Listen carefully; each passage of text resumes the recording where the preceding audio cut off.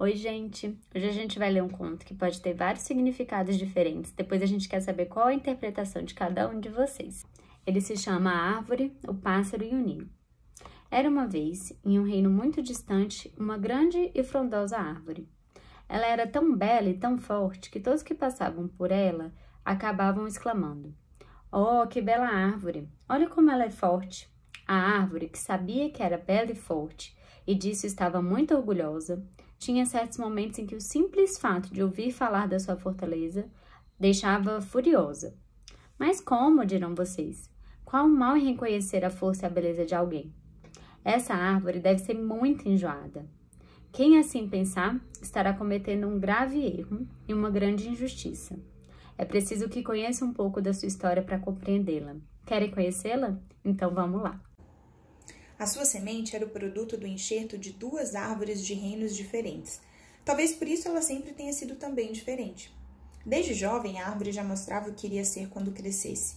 Seu belo e harmonioso caule chamava a atenção de todos. O mesmo acontecia com a sua folhagem, uma folhagem de tirar o fôlego, diziam. Muitos foram os viajantes que fizeram intermináveis viagens para poder usufruir da sua fresca sombra. E a árvore sempre manifestava sua grande satisfação quando podia servir de abrigo para alguém. Se quisesse ver a árvore satisfeita, era só dar-lhe a oportunidade de poder acolher aquele que precisava de proteção e abrigo. Assim vivia a árvore, enfeitando a paisagem e abrigando os passantes. Ela era muito feliz. Um dia, porém, durante uma longa seca, a nossa árvore ficou sabendo que não muito longe dali havia sido abatido um grande e belo jacarandá mimoso, uma outra árvore muito querida por ela. Sua tristeza foi imensa. Nunca mais iria deliciar-se com o suave perfume das suas maravilhosas folhas roxas. Seria para sempre privada do espetáculo do tapete que ele, galante, estendia aos seus pés. Por esses dias, chegou ao reino um pássaro que vinha de muito longe. Vocês podem imaginar como ele não ficou admirado ao pousar em um dos galhos da árvore. Ele não imaginava que pudesse encontrar tanta beleza e tanta força. A partir desse dia, o pássaro passou a morar na árvore e só saía dela para ir procurar o seu alimento. No começo, a árvore, naturalmente tão hospitaleira, teve dificuldades em acostumar-se à presença do pássaro. Não esqueçam que ela estava ainda abalada pela morte do grande jacarandá mimoso. Com o passar do tempo, no entanto, a árvore passou a gostar da presença do pássaro. Tanto que, quando ele começou a fazer os preparativos para a construção do ninho, ela ficou muito entusiasmada. Ela mesma ajudava na construção e fazia até o impossível para evitar que o vento destruísse o trabalho dele. Finalmente, depois de muitos preparativos e tanta espera, chegou o grande dia. O ninho apareceu enfeitado por 3 lindos ovos. Teremos que cuidar muito bem deles, dizia a árvore ao pássaro. Nada lhes pode faltar. Porque ela acreditava que a responsabilidade pelo ninho e pelas crias deveria ser compartilhada por ambos. Em diversas ocasiões, durante a ausência do pássaro, a árvore ficava pensando na falta que ele fazia para os pequerruchos. Ela não queria que crescessem privados do seu contato, mas o pássaro tinha que fazer longas jornadas para providenciar o sustento das crias. Era por isso que ele ficava tanto tempo ausente. Quando tinha a sensação de que o pássaro não estava fazendo exatamente aquilo que devia para garantir o conforto dos ovinhos, ela ficava muito irada, tanto que parecia que estava sendo sacudida por uma forte ventania. Ah, se o pássaro chegasse perto de um dos seus galhos nesse momento, voaria muita pena por todos os lados. Mas geralmente a árvore conseguia manter o controle da situação, de tal forma e tão bem que a sucessiva eclosão dos ovos foi acontecendo dentro dos conformes. Bem, conformes não, porque em cada uma dessas eclosões a árvore ficou em um estado de animação extraordinário. Era a árvore mais orgulhosa das redondezas e também a árvore mais feliz. Com o passar do tempo, ela foi acompanhando todas as transformações dos passarinhos. Primeiro cresceram-lhe as penas, depois foram ganhando autonomia, podiam sair do ninho e passear pelos seus galhos. Um dos momentos mais emocionantes, vocês podem imaginar, é aquele que um dos passarinhos alça o seu primeiro voo. Não fazem ideia de como a nossa árvore ficava quando o passarinho batia suas asinhas, ganhava altura e dava suas primeiras voltas em torno dela. Ela ficava sem fôlego, era um perigo. Eles estavam começando a vida e começando a ganhar o mundo, mas longe da árvore os perigos eram muito grandes. havia também o outro lado. Ela ficava muito orgulhosa quando os passarinhos iam aperfeiçoando seu voo. Era uma delícia ver como se apropriavam do espaço, como o preenchiam com a graça das piruetas.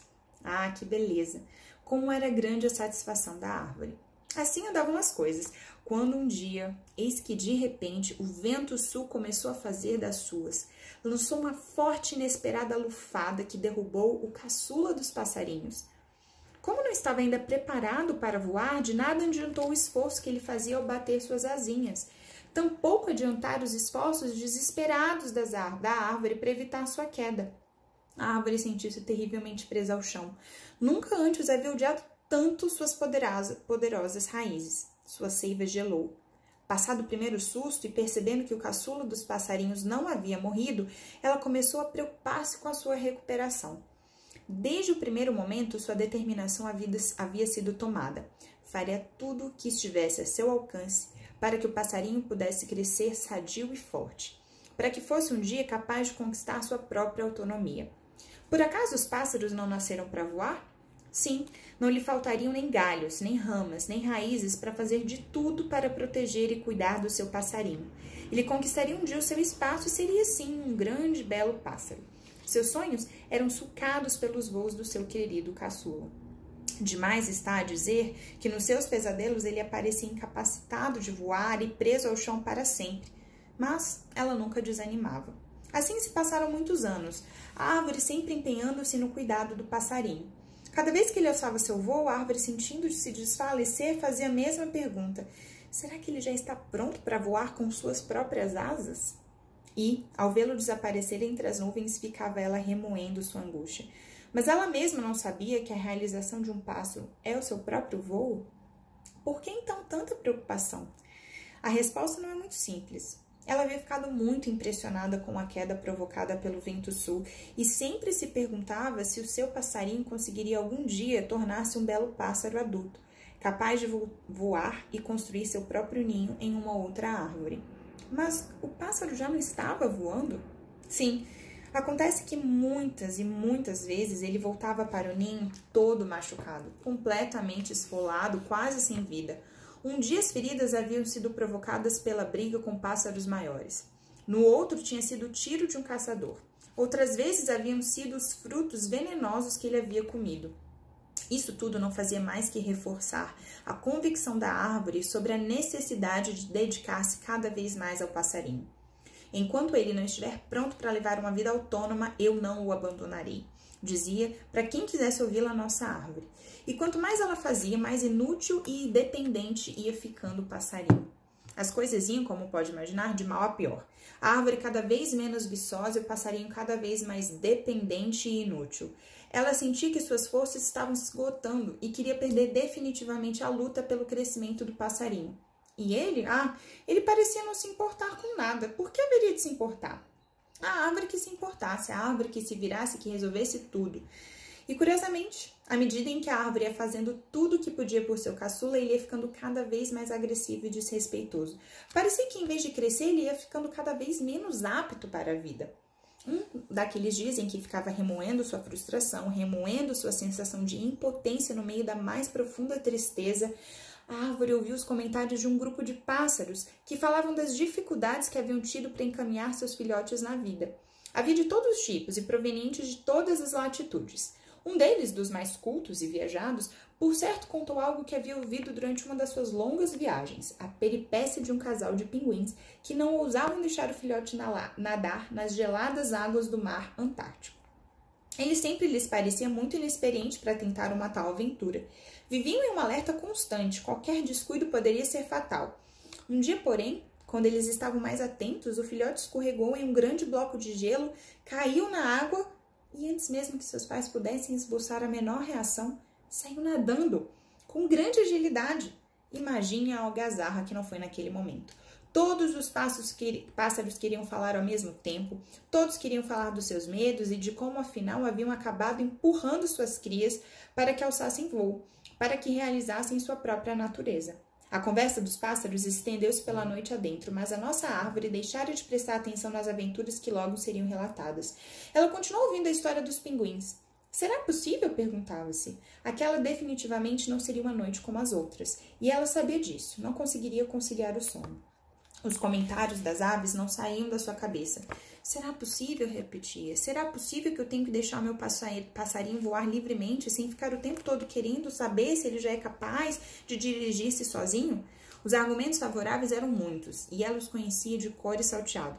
Mas acontece que os argumentos contra também eram muitos. Suas folhagens, acostumadas com o movimento e a liberdade, aconselhavam em um sentido. Já as suas raízes, sempre mais conservadoras, aconselhavam-no no outro. Ah, se o pássaro se ocupasse dele, se assumisse o seu papel, mas não se mexe, não faz nada. O que posso fazer? Deixe-o viver, ouviu como um eco da sua própria voz interior. Quando o dia amanheceu, encontrou a árvore decidida a tomar uma atitude. A partir daquele momento, ela não iria mais ficar tomando conta do passarinho o tempo todo. Afinal de contas, já não era mais um passarinho, era um grande pássaro que deveria poder correr o risco de voar com suas próprias asas e viver a sua vida. Esse dia, a árvore viu partir o caçula dos pássaros e deixar o ninho vazio. Não se pode dizer que seu coração não tenha ficado bem apertadinho, mas no fundo tinha certeza de que isso era o melhor que ele poderia fazer. Ele que procurasse pelo grande pássaro e com ele aprendesse os segredos do voo. Conta a lenda que um dia em que a árvore estava vivendo um momento de reflexão, ouviu um belo canto. Não foi preciso fazer muito esforço para reconhecer o canto do caçula dos pássaros. O vento transportava claramente sua mensagem. Ela podia ouvir como com saudade ele dizia: "Eu te amo". A árvore, estremecendo-se toda e embalada em um misto de saudade e satisfação, foi percorrida pela sensação de que havia sabido cumprir com a sua tarefa. Havia encontrado o equilíbrio que tanto desejara. A árvore, sempre bela e forte, viveu por longos anos, satisfeita por ter conseguido ver a decolagem do terceiro pássaro do ninho. E vocês? O que vocês interpretam do final e de todo esse conto?